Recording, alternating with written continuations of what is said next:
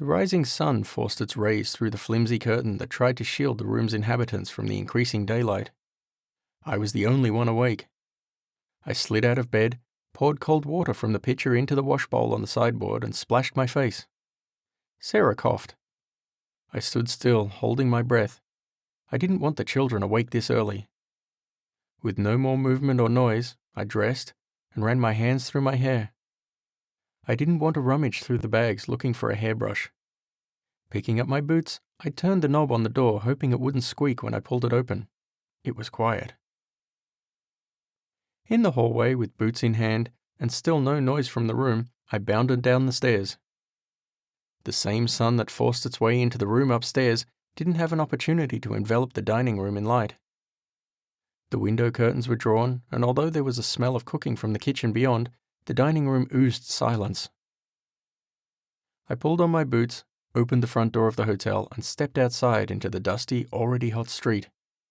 Hot like Hobart. I pulled the piece of paper out of my shirt pocket that I'd written John's address on. My brother, John, had written to me as soon as he and Elizabeth and the children arrived in Melbourne. Following John's instructions, I walked up Collins Street, turned left into King, and then right into Burke Street. John rented a small stone cottage about 100 yards from the intersection. I didn't need to worry about choosing the right house. It was the only stone building at this end of Burke Street. I took off my hat and used it to dust off my shirt and breeches, then knocked on the door. While I waited for someone to answer, I wiped my hands on the front of my shirt to dry off the perspiration. My brother was in for a mighty handshake. John opened the door just a little. I assumed to see who it was knocking at such an early hour. On seeing me, he swung the door wide open, stepped out onto the dusty road, ignored my outstretched hand, and wrapped his arms around my shoulders. We hugged for a few moments before I pushed him away to look into the face I hadn't seen for 2 years. "I've missed you, John." "And I you, brother.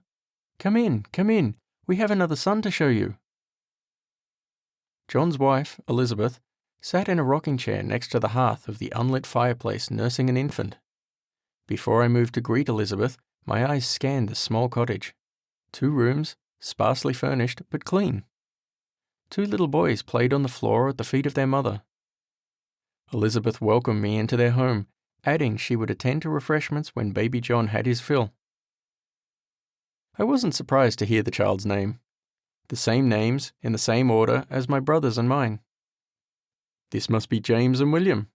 I patted the heads of my nephews, one born in March 1838, and one in December 1838, a few months before John and Elizabeth left Van Diemen's Land. "Margaret is with child again," I told my sister-in-law.